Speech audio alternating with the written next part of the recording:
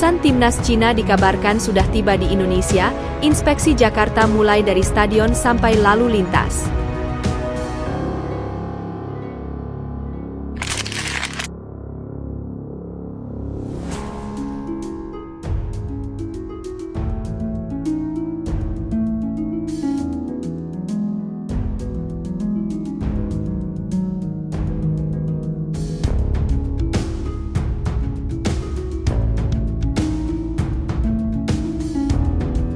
Ketakutan terbesar Cina jelang hadapi timnas Indonesia akhirnya jadi kenyataan. Ini buktinya.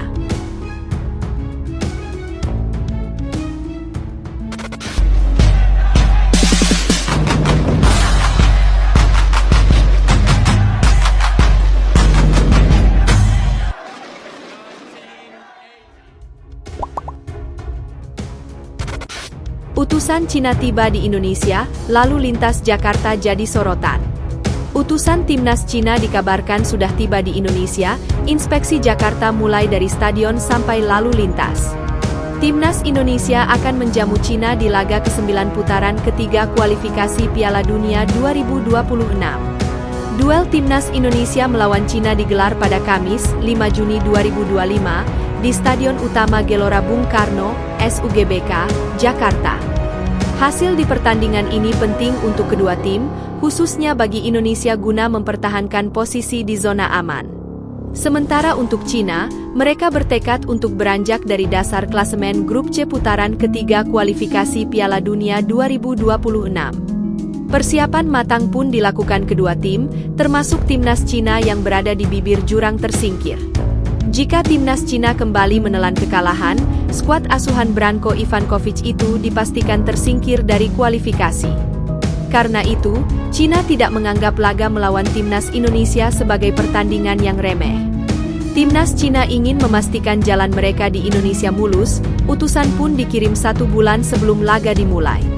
Ya, media lokal Cina, Sohu.com, mengabarkan utusan mereka saat ini sudah berada di Indonesia.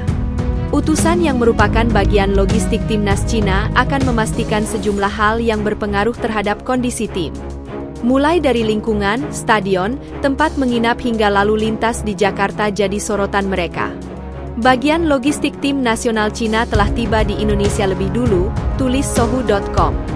Untuk melakukan inspeksi terperinci di lokasi, terkait kondisi tempat pertandingan, lingkungan, iklim dan kondisi lalu lintas. Lebih lanjut, tujuan hal itu dilakukan untuk memastikan kondisi nyaman dan aman untuk skuad Cina. Tujuan lainnya yaitu untuk memastikan tidak adanya gangguan eksternal yang memengaruhi kondisi tim jelang bermain.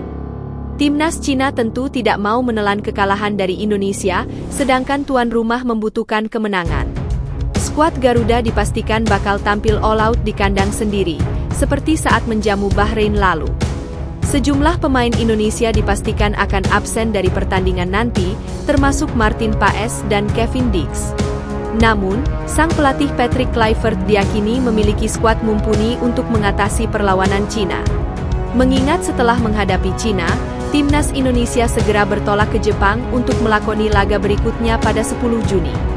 Timnas Jepang menjadi lawan terakhir timnas Indonesia di putaran ketiga kualifikasi Piala Dunia 2026. Ketakutan terbesar Cina jelang hadapi timnas Indonesia akhirnya jadi kenyataan. Ini buktinya.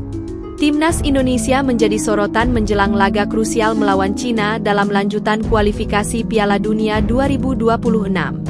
Duel yang akan digelar di Stadion Utama Gelora Bung Karno, SUGBK, pada 5 Juni 2025 ini, dinilai menentukan nasib timnas Indonesia untuk melaju ke putaran selanjutnya. Mengingat setelah melawan Cina, skuad Garuda akan menghadapi Jepang 5 hari kemudian di Suita City Stadium. Posisi timnas Indonesia saat ini berada di peringkat keempat grup C dengan koleksi 9 poin. Meskipun peluang lolos langsung ke putaran final Piala Dunia 2026 belum sepenuhnya tertutup, jalan menuju sana sangat bergantung pada hasil melawan dua lawan berat yaitu Cina dan Jepang. Di tengah kompetisi ketat dengan tim-tim seperti Australia dan Arab Saudi, peluang paling realistis bagi Garuda adalah lolos ke putaran keempat. Dalam skenario itu, mengalahkan Cina menjadi sangat krusial. Namun rupanya, kekhawatiran besar justru datang dari pihak lawan. Media Jepang, Soccer Digest Web, mengangkat kekhawatiran media Cina, Sohu, terhadap kekuatan timnas Indonesia yang kini dihuni banyak pemain keturunan Belanda hasil program naturalisasi. Judul tajam pun dilontarkan, itu adalah tim Belanda B, semua tim kecuali Jepang dalam persaingan sengit.